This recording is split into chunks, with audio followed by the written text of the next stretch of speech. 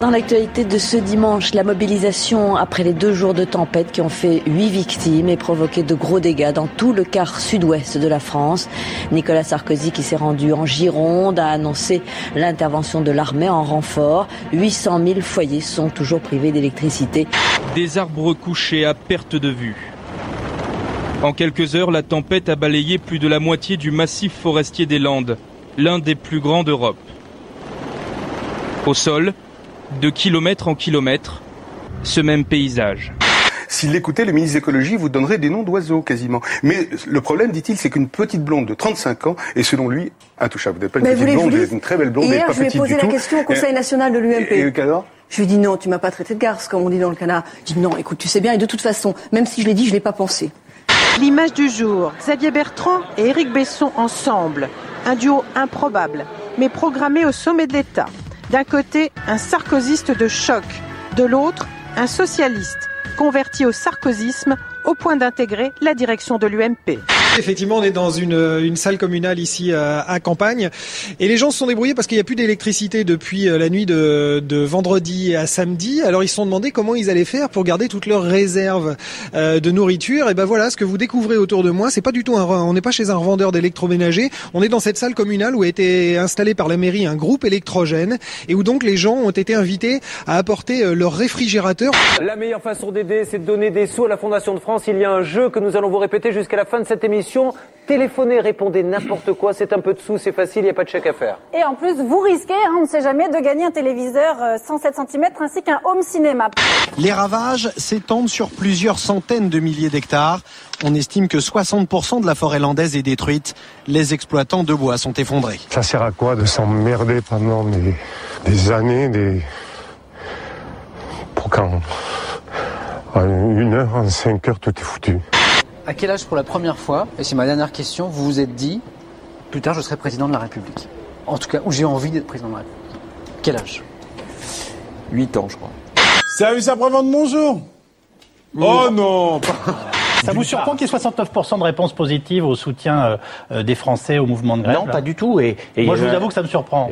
Non. Il y a eu un autre sondage qui était dans le Sud-Ouest, c'est 73% qui trouvent que ce mouvement est légitime. On n'imaginait pas la crise aller jusque-là et pourtant, le fabricant de Viagra annonce un plan de rigueur. Chez Pfizer, 19 500 emplois vont être supprimés. 4 jours après la tempête qui a dévasté le Sud-Ouest, le bilan humain s'est alourdi. On compte aujourd'hui 11 morts. Et les assureurs ont livré une première estimation des dégâts, 600 millions d'euros. Monsieur le Premier ministre, entendez-vous la colère qui monte dans le pays? Elle s'exprimera massivement jeudi prochain. Elle touche tous les territoires, y compris l'outre-mer. Votre échec est là. Et plutôt que de le reconnaître, vous préférez faire taire tous les contre-pouvoirs. Une petite phrase de Nicolas Sarkozy, phrase prononcée en juillet dernier et que les syndicats ne lui pardonnent pas. Désormais, quand il y a une grève en France, personne ne s'en aperçoit.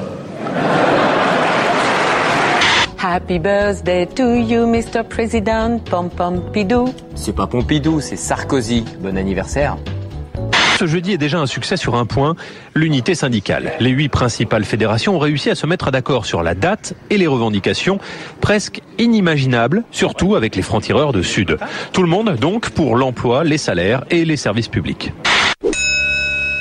J'écoute, mais je tiens pas compte. J'écoute les inquiétudes. J'en tiens compte. De la place de la Bastille à celle de l'Opéra, les grévistes ont envahi Paris. 65 000 manifestants selon la police, 300 000 selon les syndicats. Dans le cortège, beaucoup de salariés du public et du privé, mais aussi des lycéens, des chômeurs ou des retraités. Un cortège compact remonte la Canebière, emmené par un faux couple présidentiel. Ils sont 25 000 d'après la police, 100 000 pour certains syndicalistes. Par ailleurs, c'est très axé sur Nicolas Sarkozy, cette mobilisation ici à Toulouse.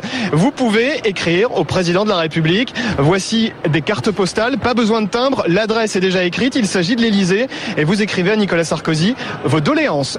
La manifestation est une des plus importantes que Nice ait connue. Les salariés des sociétés high-tech de Sophia Antipolis sont eux aussi en grève et c'est inhabituel. Chez Schneider, 800 millions d'euros vont être reversés aux actionnaires et 5000 salariés vont être licenciés. La première journée de mobilisation depuis le début de la crise a donc rencontré un large écho partout en France. Alors évidemment, personne n'est d'accord sur les chiffres ce soir. Il y avait 1 million de manifestants selon la police et 2,5 millions selon la CGT.